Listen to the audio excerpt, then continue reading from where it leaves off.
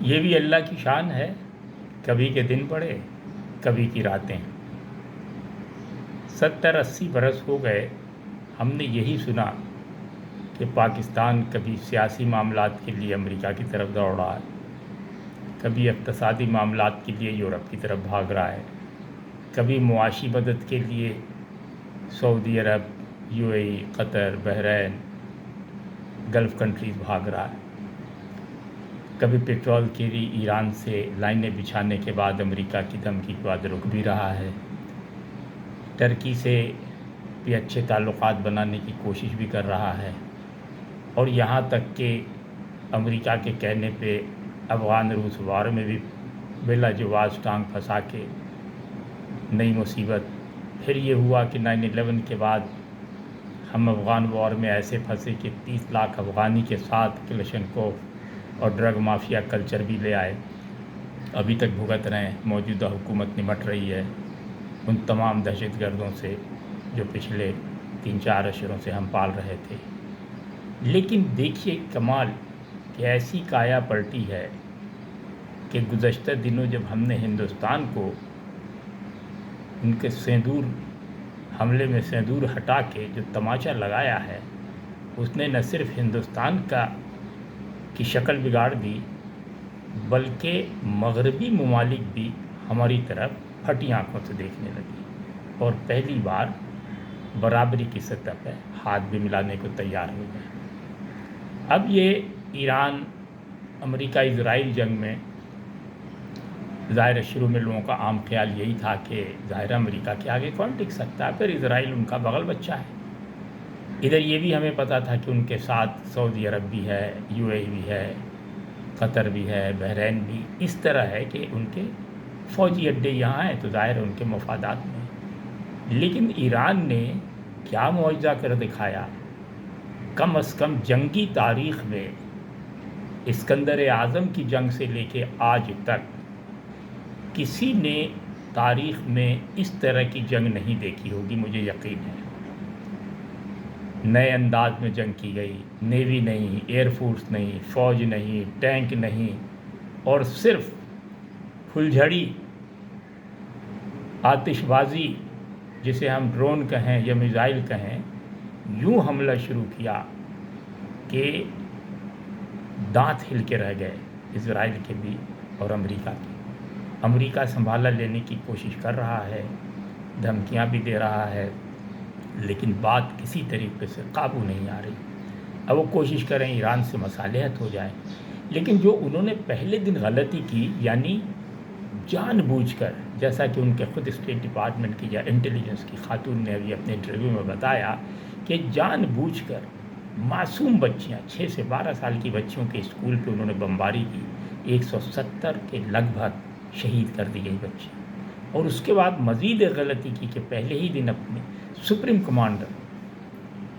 آیت اللہ خامنائی کو شہید کر دیا۔ ان کا خیال تھا کہ اس طرح گویا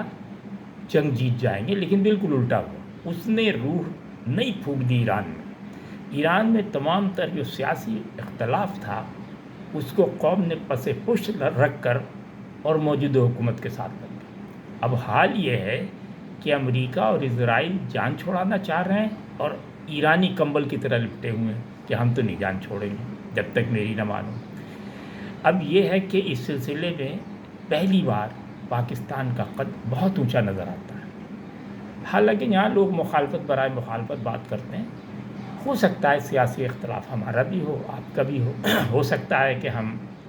جمہوریت کے اس طرز کو پسند نہ کرتے ہیں جسے آپ کرتے ہو، یا آپ اس طرز کو پسند نہ کرتے ہو سکتا ہے کہ آپ فوج کی بہت زیادہ مداخلت پسند نہ کرتے، سب اپنی جگہ ہے، اس میں کوئی حرج نہیں ہے۔ ہماری قوم، ہمارے لوگ، ہمارے بھائی، ہمارے بچے، لیکن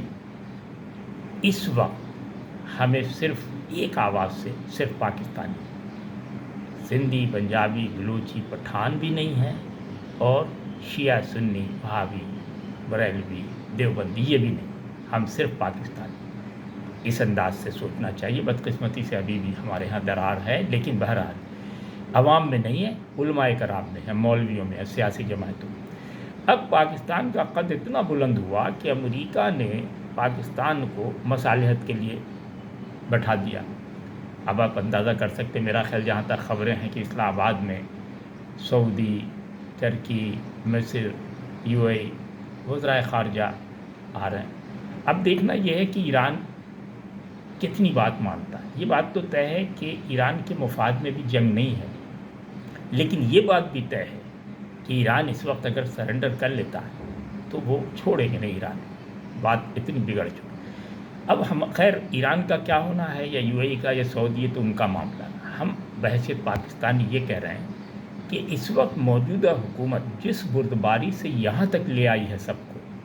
آگے کے سفر کو بھی اسی طرح قدم پھونک پھونک کر چلنا ہے، سنبھل کر چلنا ہے، بچ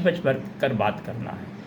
خاص طور سے میں کہوں گا کہ جو سیاسی لیڈر ہمارے ہاں بے سروپا بیانات دیتے ہیں ان کو روک کے رکھا جائے، کوئی جذباتی بیان نہ دے، کوئی اختلافی بیان نہ دے، کوئی ایسا بیان نہ دے جس سے ملک ڈیمیج ہو۔ اب ہمیں یہ دیکھنا ہے کہ ہم نے پچھلی 2 بار تمام قربانیوں کے باوجود کوئی فائدہ نہیں اٹھایا، خاص طور پہ معاشی۔ یہ پہلی بار ہے کہ شطرنج کی بساط کے ہم ریفری ہیں، اور دونوں طرف سے، ادھر شاہ کو بھی اور ادھر کی شاہ کو بھی، ادھر پیادوں کو ادھر بھی پیادوں کو، ادھر گھوڑوں کو ادھر بھی گھوڑوں، ادھر فیل کو ادھر۔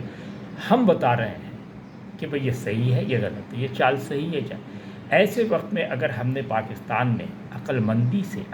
سے زیادہ بردباری سے زیادہ عوامی ضرورت کے لحاظ سے اور اس سے زیادہ معاشی استحکام کے لیے اگر ہم نے سچ میں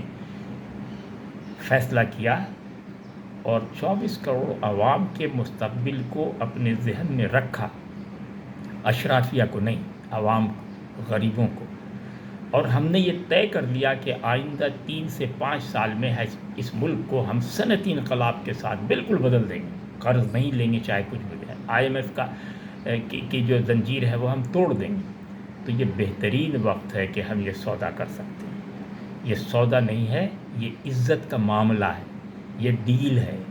یہ باعزت ڈیل ہے جو ہم ایران، امریکہ، اسرائیل، سعودی عرب، ترکی، مصر، یو اے ای، قطر، بحرین، سب کے مفاد کے لیے کام کر رہے ہیں۔ تو ہمیں یہ خیال رکھنا چاہیے کہ ان سب کے مفاد سے اہم ہمارا اپنا مفاد ہے۔ پاکستان ہے تو ہم ہیں۔